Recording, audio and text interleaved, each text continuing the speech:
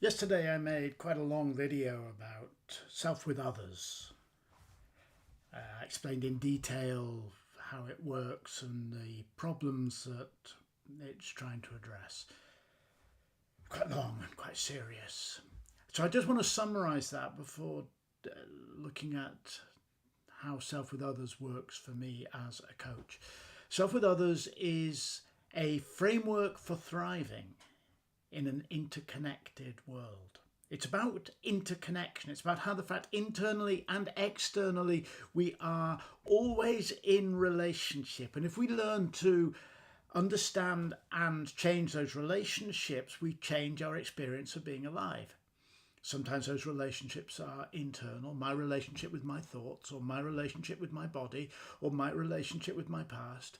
Sometimes those relationships are external, my relationship with friends and colleagues, with the natural world, and with my job, and so on and so forth. But Self with Others explores interconnectedness and how, by observing and manipulating the nature of our connections, we can change how we experience the world. We can essentially change who we are. And it does so by offering a 360-degree perspective. What does that mean? Well, you see, Self with Others grows from the fact that for years when I was training performers, a certain kind of performer, the sort of one who was interested in digging deeper or making links between the things they were learning as a performer and other aspects of their life, they would often say that they didn't quite know where to start.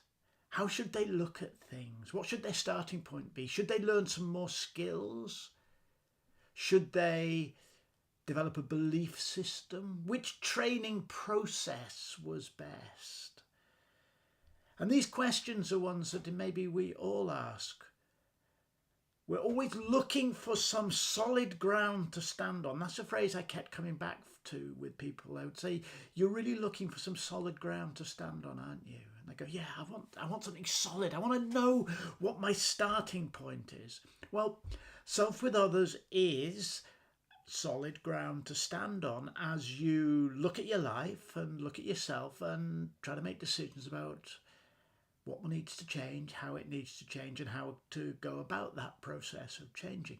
But let's be clear, it's not a belief system and it's not a philosophy. I'm not telling people what to think or what questions to ask or how to behave. I'm working with people as they discover for themselves what they believe, how they want to change, what actions they want to take. I mean, I'm sorry, if you want to work with me as a coach, then you're going to have to do most of the work. And I'll put that another way. If a coach tells you that they're just going to solve your problems for you, well, I would view that with a lot of suspicion. I can't solve your problems because I don't know what your problems are. I can't fulfill your dreams because I don't know what your dreams are. What I can do is provide you with solid ground to stand on as you examine and explore yourself and your options. And that's what Self with Others gives us. It gives us clear perspectives. I work from three perspectives: the perspective of the inner life, the perspective of interconnectedness, and the perspective of systems. It gives us clear perspectives to observe ourselves and our world from. And it gives us 7 key ways of asking questions, and linked to those questions are a set of strategies, things that we could try to do. In the end, Self with Others is about building your empowerment and building your resilience. You don't get to control life. I'm sorry, you don't get to say, I'm going to write out a spreadsheet and that's how my life's going to go. I'm afraid that's bullshit. What you do get to do is look forward and make choices about what to do now and develop the resilience that whatever happens, you're going to be able to not only survive but thrive in this unknowable, complex, magnificent, awe-filled, interconnected world. I run a signature program called Momentum Coaching. Only really two things happen in momentum coaching. It's always an intense and wonderful journey, but two things really happen.